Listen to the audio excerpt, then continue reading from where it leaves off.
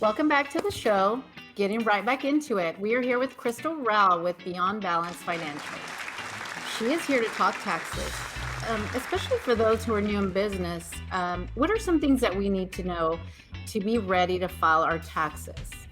Yeah, of course. I love that you guys are covering this topic because, like you mentioned, business isn't all about the cutesy stuff. There is the business side to it as well. And March 15th is the deadline for those that have an S Corp on their business or have a partnership return. The number one tax tip that I can give is be organized.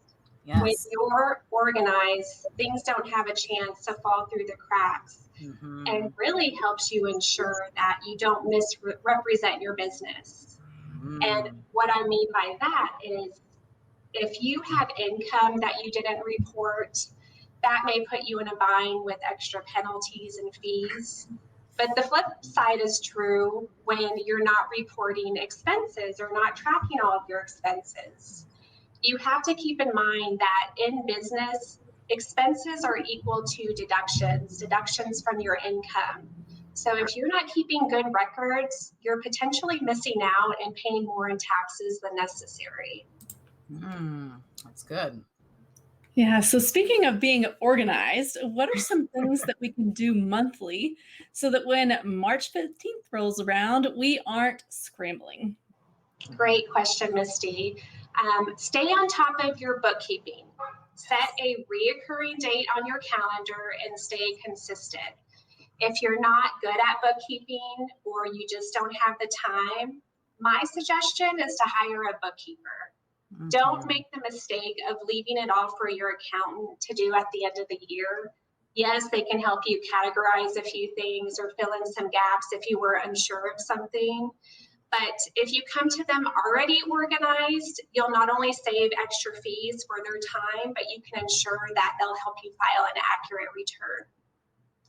I personally set a date, the beginning of the month. I send all my statements to our bookkeeper. Within a few days, she fixes my books up. I can see my income, I can see my expenses. And that really helps me not only during tax time, but it really helps when it comes to strategizing for the business. So for 2021, I'm already looking what I can do for the year. I love that. And, let's talk about the bookkeeper because I don't think people, and that's why I love how we touched on, it's not about being cute. Like you want to be cute. Yeah. You want to look great, but are you actually making money and handling that cash once it comes in, staying organized and, categorizing your expenses and focusing on that profit and loss form that I'm not sure if you mentioned, but that's one of the things that you shared in our Facebook group. Crystal's a member of the Connect as well. I have so many like boss babes that know how to do everything. Yes. But, how do people find the right bookkeeper? Any tips on that? I would really just ask around. There's so many people in town locally that do it, and just word of mouth referrals. I use somebody who specifically knows how to handle financial advisors in general because it's very industry specific what I do.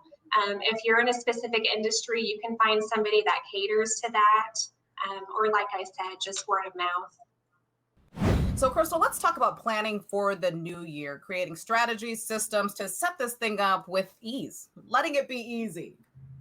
Yeah, so having systems in place is the secret sauce, especially if you want to balance that work-life balance, being a business owner and a mom and a wife, all those great things. I strongly believe in having a plan, essentially a roadmap for where you want your business to go, how you envision yourself in the next few years. And so by having somebody do your books or you doing them on a monthly basis, you can look at your quarterly financials. And what you'll notice the longer you're in business is you're going to notice cycles or trends. That really allows you to help plan for those slow periods. So, for example, if you know third quarter is typically a slow month or a slow quarter for you, you can properly prepare and not make those big purchases that you need to until sales maybe pick up in the fourth quarter. Strategizing where you time those big purchases, or maybe you need to defer income for the following year. That sounds fantastic. Well, you are definitely the lady that can get us some help. So, how can people reach you and work with you when it comes to their finances? Yeah, so I have a website. It's beyondbalancefinancial.com. I suggest visiting the website and signing up for the newsletter. Once a month, I always send out tips and tricks having to do with either your small business or your personal financials. You can email me at crystal@beyondbalancefinancial.com or call me 432-219-8050. Fantastic, Crystal Rau. We are going to take a quick break and be right back.